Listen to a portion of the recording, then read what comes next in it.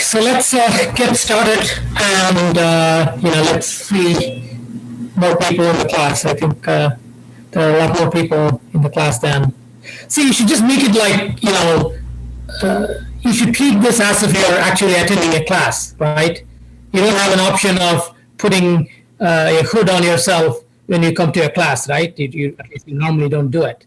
So this should be no different. I don't see why people, prefer to or expect to have some privacy during the class, because this is class, right? So we are here to learn, and part of that requires being able to see each other, right? Otherwise, how are we going to you know do our job? Okay, so let's continue from where we left off. So we were talking about properties of relations. In particular, we were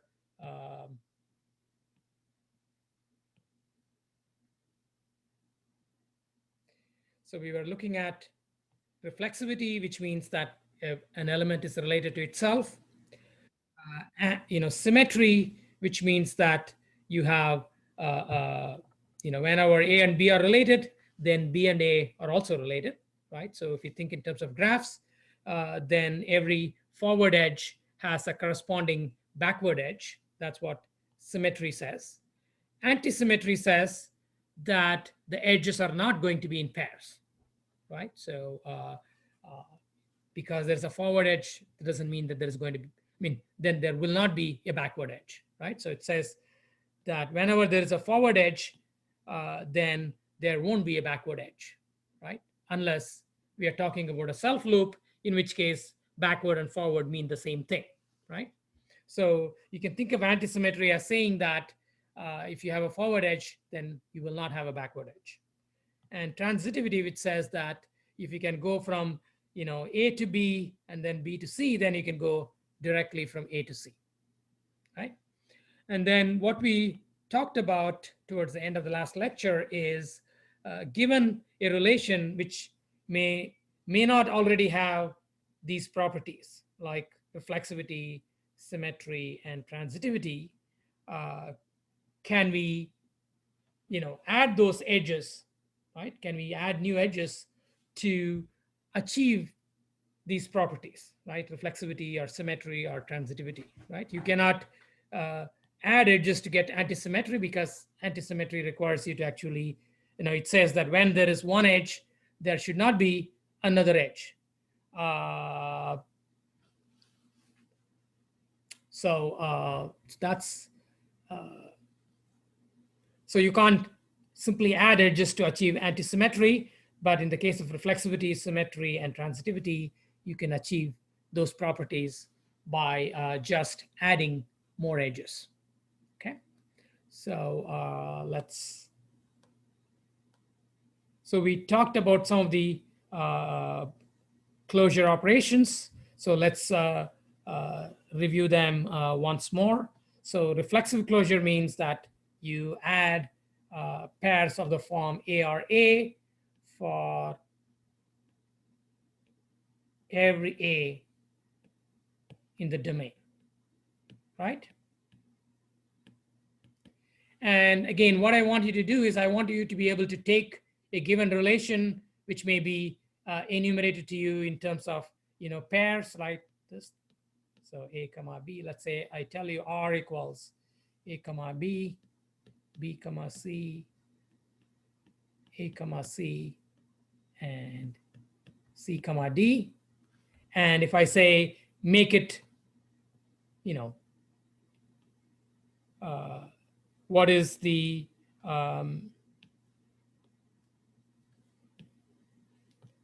reflexive closure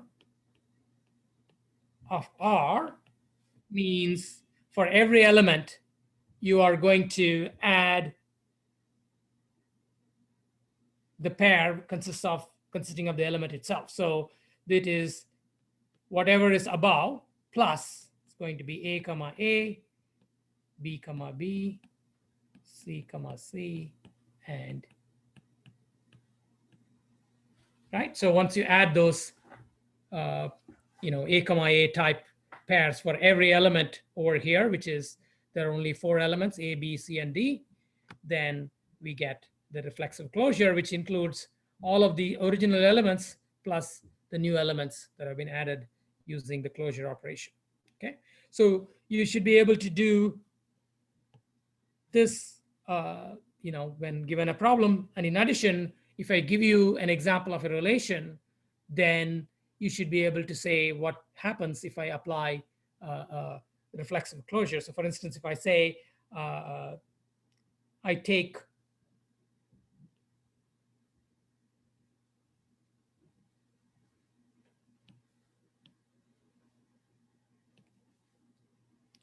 so I say, let's say R is a relation going from natural numbers to natural numbers where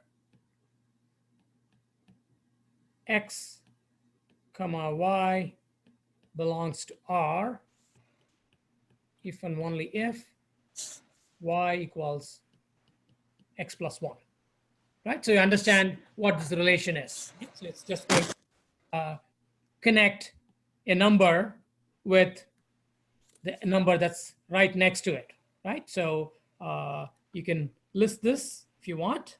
So you can say 0, 1, 1, 2, 2, 3, 3, 4, and so on. Okay. But we don't have to do that. So I'm not going to list it. Let's just understand it in terms of, understand it abstractly like this. So now if I ask you, what is the reflexive closure of this relation? Can you tell me, can someone answer what is the reflexive closure? Oh, wait, Kaylee, I have a question. answer this question, or did you I had have a question. your, I'm sorry. I had a question Okay, about, go on, ask your question. so at the reflexive closure of R in the one example above with the letters, Yeah.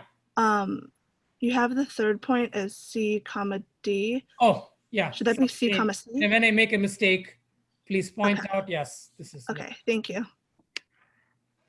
Yeah.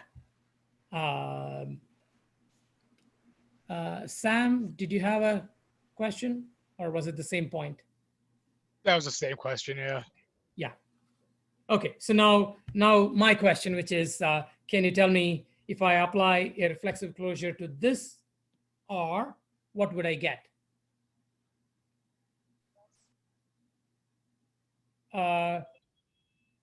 Let's see, Joseph?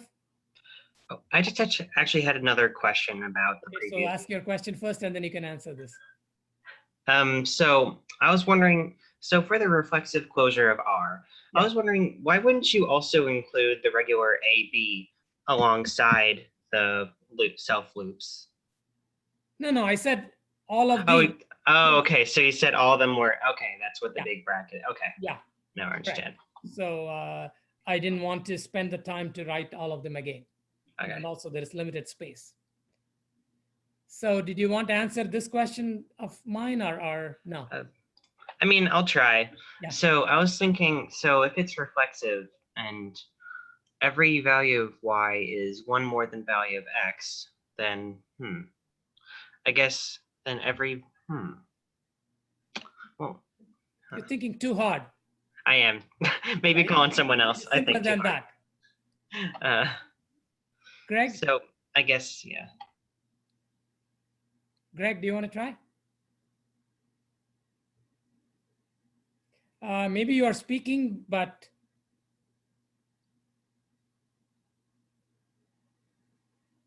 see, I really want more of you to participate, because otherwise I really don't know who's, Can you hear me now? class is doing. So it's there's no sense in me just steamrolling through the material if people are not following. So you really have to speak up, please.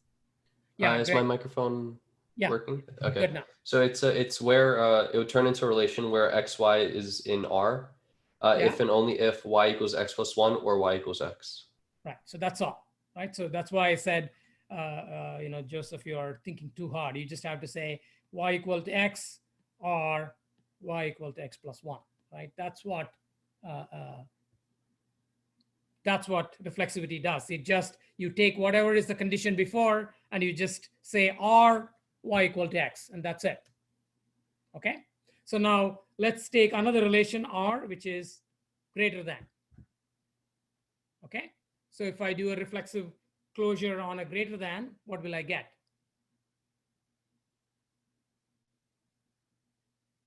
Again, I'm asking only simple questions. Dylan? Greater than equal to. Right. So I'll just greater than or equal to. Right. So that's all, I wanted to see.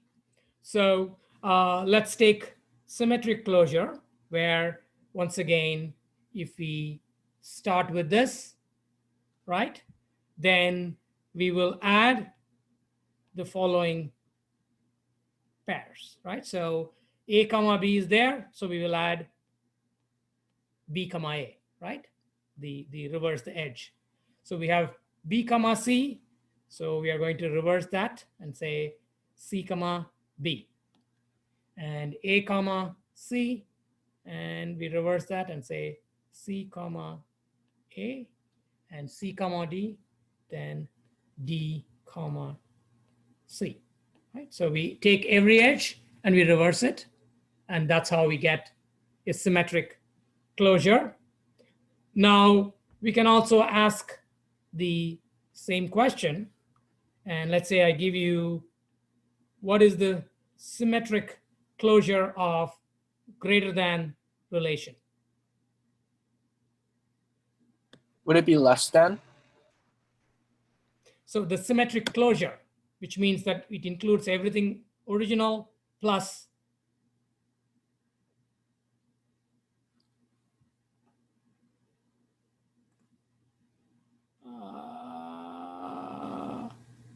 Yon.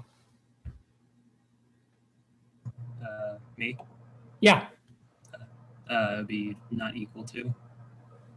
Right. So that, because what we are going to do is the original relation is greater than, the opposite of it, right? If you reverse, it's going to be less than.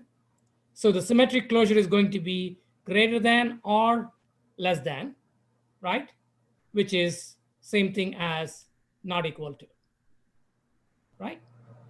So again, when you do a closure, it's always going to be the original relation or something more, right? So you have greater than or less than, and then you do this.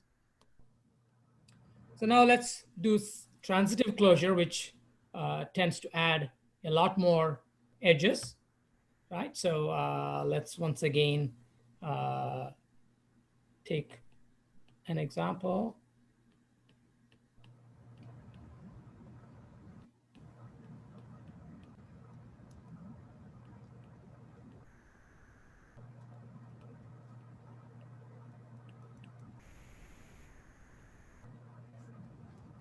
Then when you do the transitive closure, then you're going to add, right? So we pick pairs such that, like this A to B and then B to C, then we are going to add the AC pair, right? Because if you can go from A to B and then B to C, then you are going to add A to C, right? And then similarly, B to C, C to D, we'll add BD, right? And then C to D, D to E, we'll add the pair C, comma, E, right? But we are not done because, now we can see that we can go from, A to B and then, or rather, you can go from A to C and then C to D, right? So we have to add A, comma, D, right? And then we'll have to add B, comma, E, and then A, comma, E. Okay. So transitive closure will tend to add, many more elements, right? And you can show that if I start with you know, n edges in the beginning, the transitive closure can generate up to 2 to the power n edges after you finish the closure, okay? Whereas in the case of reflexive and symmetric closures, the number of edges added is much smaller, right? So in the case of symmetric closure, you just double the number of edges, right? So every forward edge, you have a reverse edge. For reflexive closure, you just add 1 edge per point in the domain. So those two operations do not increase the number of edges by a large number, whereas transitive closure, in the worst case, can increase the number of edges by a very large number. Okay, so in the transitive closure case, let's take an example, right? So let's take the R example, R of x comma y, if y equals x plus 1, right? So now, can someone try to guess what would be the transitive closure of this relation?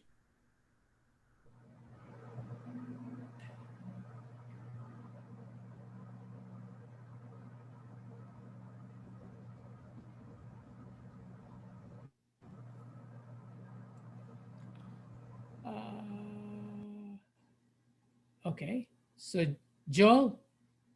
Is it y equals x plus 2? Closure means you have to keep applying that, right? Just like here, when what we did was we first added things that you can get through in X one plus edge. 1 to the n? Right, so what exactly will it be? X plus 1 to the n? Y equals x plus 1 to the n? Or You are just misspeaking. So it's not 1 to the power n, right? So it's just you're adding every time, right? yeah. Each time you traversing one edge in the original relation is adding 1, right? So if you traverse n edges, you will just x add plus n, n. right? X plus n. Right. So but there is no bound on n, right? Because this is a set of natural numbers. So what would the resulting relationship be? Jacob, do you want to try?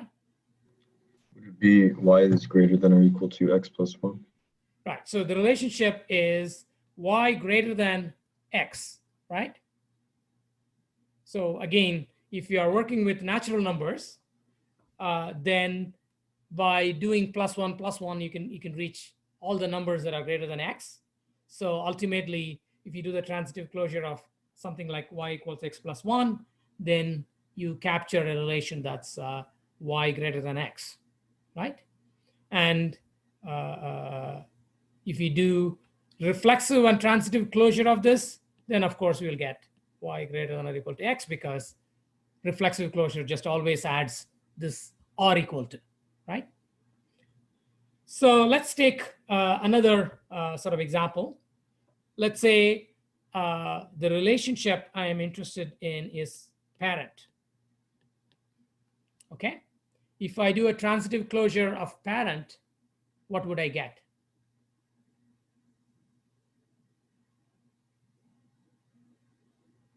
So I think I'm still mispronouncing your name. I don't know why I can't get it right. Can you, Ian, can you repeat your name once more, and maybe this time I'll try to remember well. Yeah, Owen. Owen. Yeah, Okay, maybe I will do better next time. don't worry, you're not the only one. Yeah, sorry, answer the question. It would be ancestor. Right, so because what you're saying is that, okay, it can be parent or parent of parent or parent of parent of parent, or, you know, as many times as you want. And so the transitive closure of parent would be ancestor. Okay, so that's the kind of intuition I want you to get.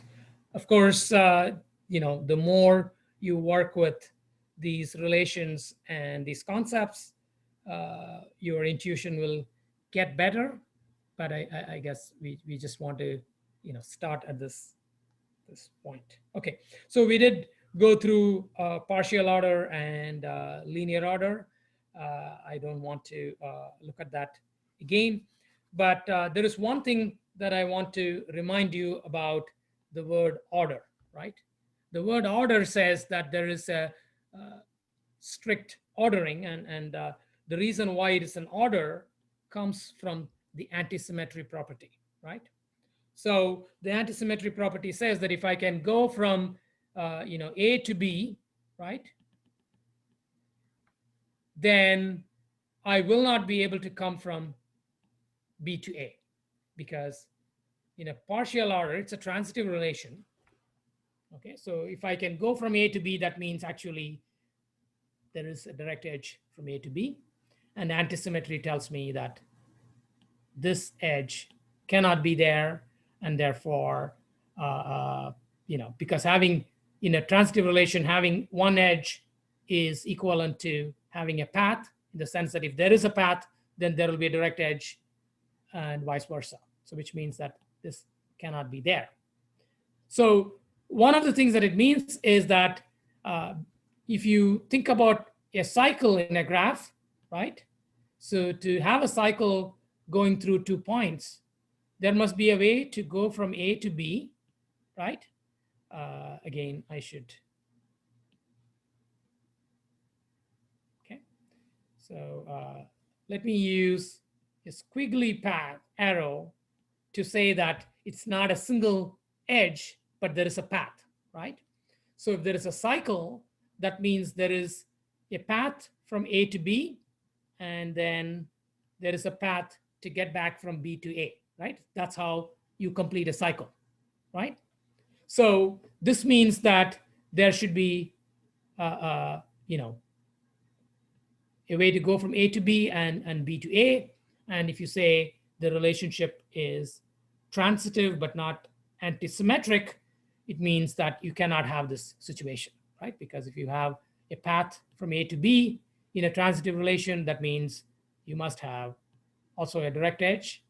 And once again, since there cannot be direct edge, right? So there cannot be a cycle. Okay, so if you have a partial order, then you end up with directed graphs that have no cycles. Okay, and so these are special type of graphs are called directed acyclic graph, okay, or DAGs. Okay, DAGs arise very often in computer science, and so we will finish up this unit by talking a little bit about DAGs, right? So DAGs capture orders, or in computer science, they are also used to capture dependencies, right? So a common example for showing dependencies, for instance, is the dependencies between courses that you take, right? So here you are taking 150, right? So 150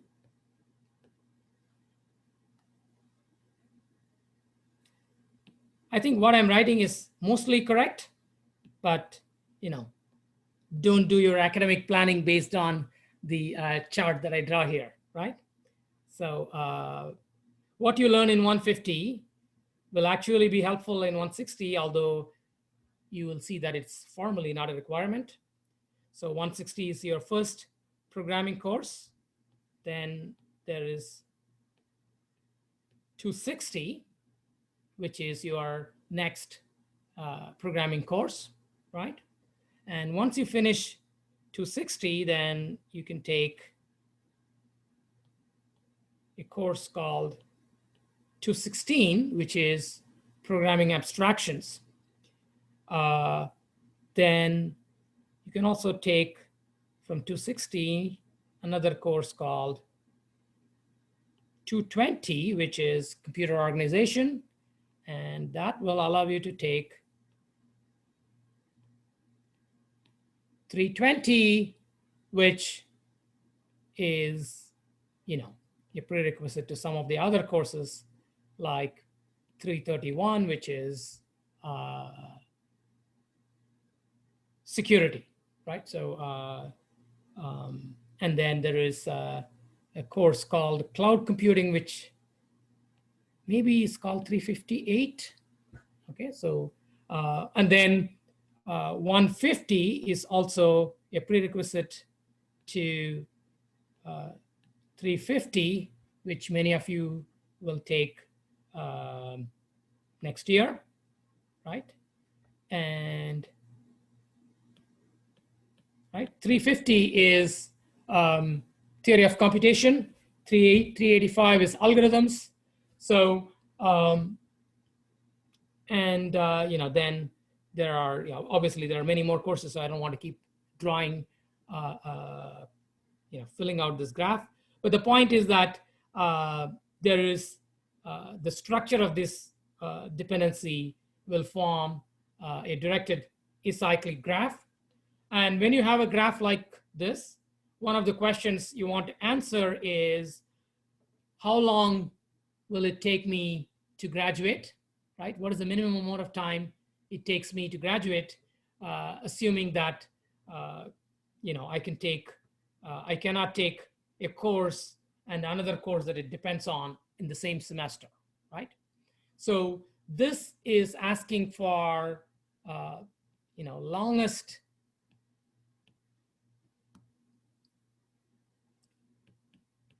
path in the DAG, right? And the longest path in the DAG, you can see visually, you can see that it is this one, right? So it has 6 courses.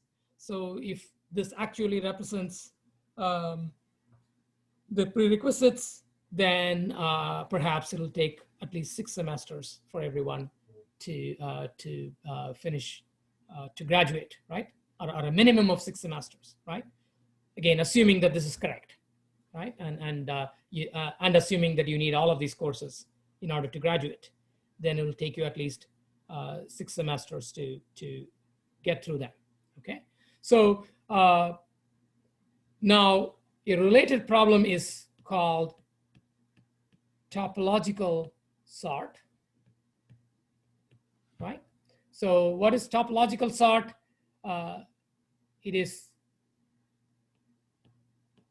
a topological sort enumerates elements of a DAG in such a way that if A is a prerequisite for B, then A will precede B in this listing, right? So in other words, what we are doing is we are trying to find an ordering of these courses such that the prerequisites will be satisfied. Okay, so right, so there are multiple longest paths here. So if you think of the longest path as going to 358, then it is 6. But there is also another path of equal length going to 331, right? So that's so typically in a DAG there can be multiple longest paths. Sometimes this longest path is called a critical path because it tells you what is the shortest period of time in which you can go through all the courses, right? So that's called a critical path. And a topological sort is going to be any sort that where you have the courses listed in such a way that you take the courses you don't violate the prerequisite condition. So for instance, in the first year, you could take 150, right? The first semester. The second semester, you could take 160, 350, and 385. But you know, in reality, that's a little bit hard. So what people end up doing is they take just 160 in the second semester. The third semester, you typically end up taking, you know, 260 and 350. Then fourth semester, you end up taking, oh, I forgot, there is a, you know, there's another longest path here, which is, I should have noticed. But anyway, so basically the way in which you take these courses is, you know, you want to make sure that the semesters are set up so that you never have, you never violate the prerequisites.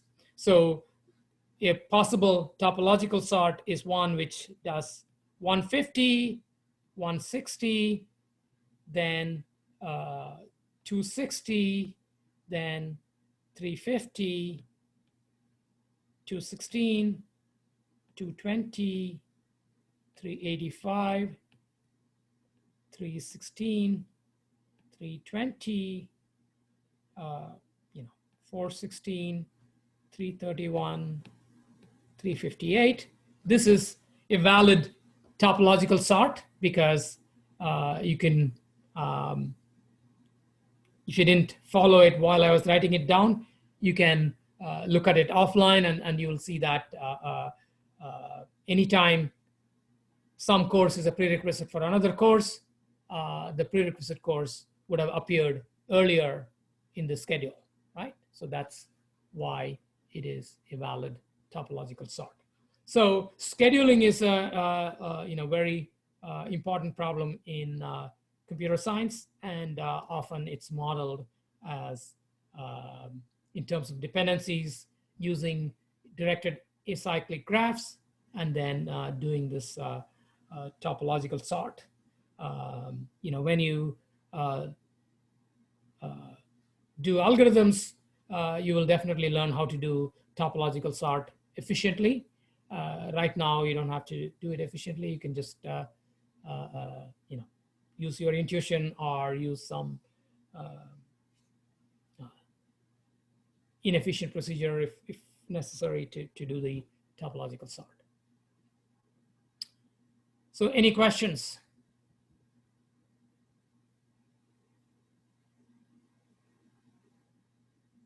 Okay, so what I'm going to do now is, first of all, we'll extend your homework deadline to next Wednesday. Okay, so that's a big extension, and the reason why we are doing that is because I don't think there was enough time. There couldn't have been enough time to get through everything, you know, carefully on Tuesday. So we want to have, I want you to have at least one more recitation before the homework is due, right? So continue to work on it, but you'll have time until next Wednesday to submit the homework, right? And remember, your midterm is the following Thursday, right? So you'll have approximately 1 week between the time you submit your homework 3 and the midterm, right? So what I'm going to do for the rest of the lecture today is to take questions about the homework and try to answer those questions. Okay. But before we do that, are there any more questions on this unit? Graphs, relations, compositions, properties of relations, Just about, closures. Yeah. the sort here. Is it just so if you have if you have the DAG, you don't really, you just have to go through it, right? You don't have to rearrange any elements. Like by definition, it's already in topological sort. But the point is that you want to do all the courses, right? Oh, right. Okay. All the courses. So assuming that these are the courses that you need in order to graduate, then you will have to, then you'll have to get all of the courses in some order. And your goal is to list them in the order such that, this dependency is satisfied. And of course, if you are trying to graduate as quickly as possible, then you want to pack as many in one semester as you can, right? Right. But hopefully, none of you are trying to do that. Instead, you are trying to make best use of the time you have here and learn the material as well as you can, right? So you have a long, when you graduate, you will be working for God knows, right? Probably you may work for 50 years from then, right? Because a lot of people, once they start working, some people, of course, retire when they get to 60 something. Others continue to work because, for a lot of people, work is fun. So, so there's a lot of time to work. So you can take your time to, take the 4 years to, learn the material well, take advantage of all the courses, that you can take here that you find interesting or useful, because once you, start working, it's a little bit harder to learn material quite the same way. Any other questions? Okay, so let's. I had a question. Yeah. Sorry, can you go back to transitive closure? Yeah, here. Yeah, for like y equals x plus 1, can you just go over how you got to y is greater than x again? I didn't quite get that. So let's take an example, right? So let's say, relation will connect 0 to 1, right?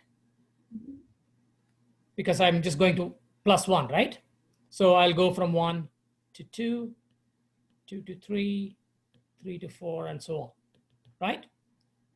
So if you think of this as the original graph, right? The transitive relation will say 2 points are related if there is a path in the original graph, right? So that's another way to think about transitivity. You take the original relation and then ask, is there a path from A to B in the original graph? Okay, so if there is a path in the original graph from A to B, that means there will be a direct edge between those two nodes in the transitive closure, right? So, and you can see from here that whenever there is some number, let's say 2, then you can go to any number greater than 2 by following some number of edges, right? Yeah, I see that now. Okay, so that's how you get y greater than x, because you can go starting from any element x, you can go to any element greater than x, and that's why the transitive closure is just greater than. Oh, okay. I see. Thank you so much.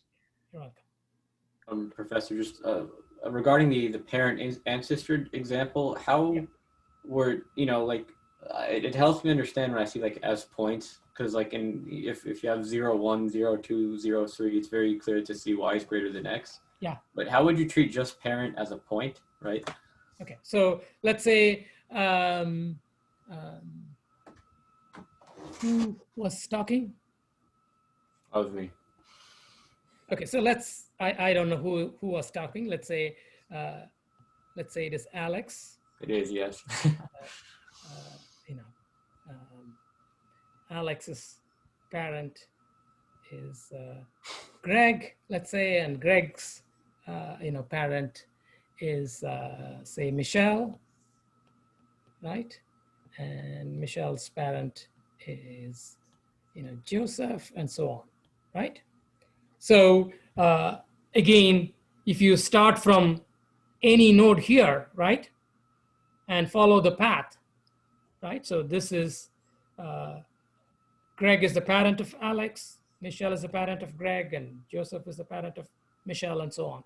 Of course, people generally have two parents, but I don't have enough space here to show two parents, so we'll just pretend that there is only one parent here.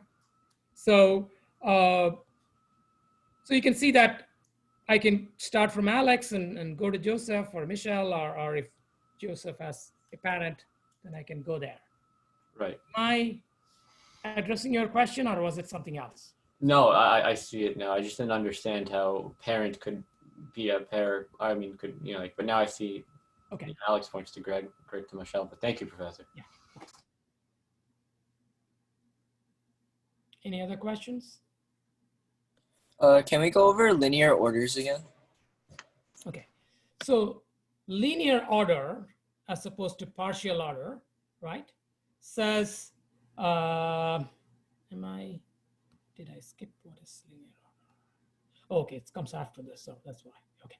So in a partial order, right, there can be elements where you cannot say one is, greater than or equal to the other, or less than or equal to the other, right? So when we have numbers, if you have two numbers A and B, then we can say that either A is greater than or equal to B, or B is greater than or equal to A, right? So any two numbers are comparable, and I can say which one is greater than or equal to the other, right?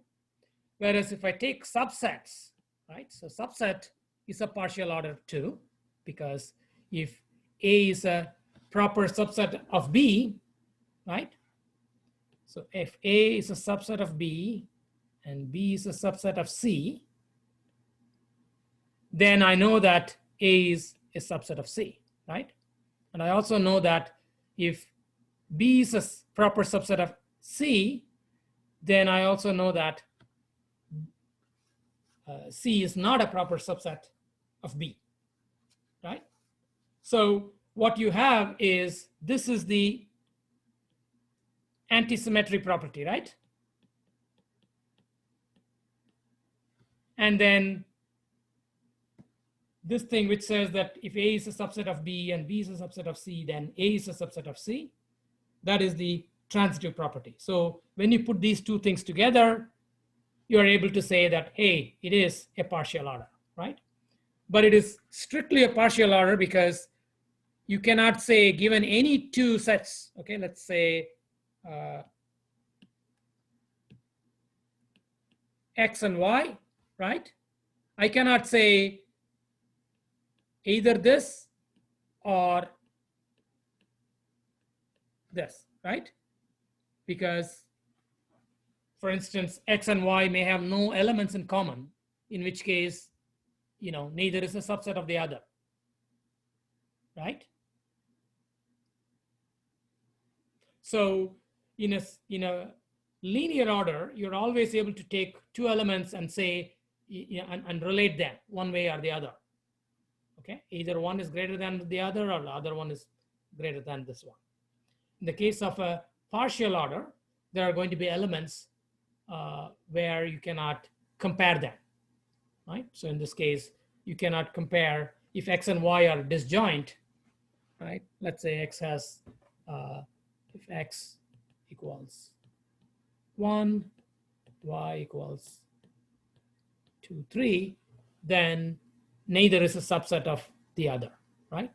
So in that case, you say that X and Y are not comparable, right? So, and when they are not comparable, then you will have a partial order that's not a linear order.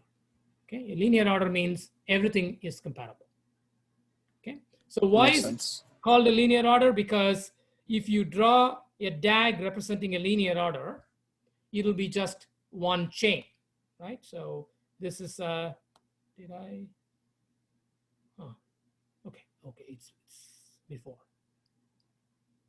So the greater than relation on integers is a linear order.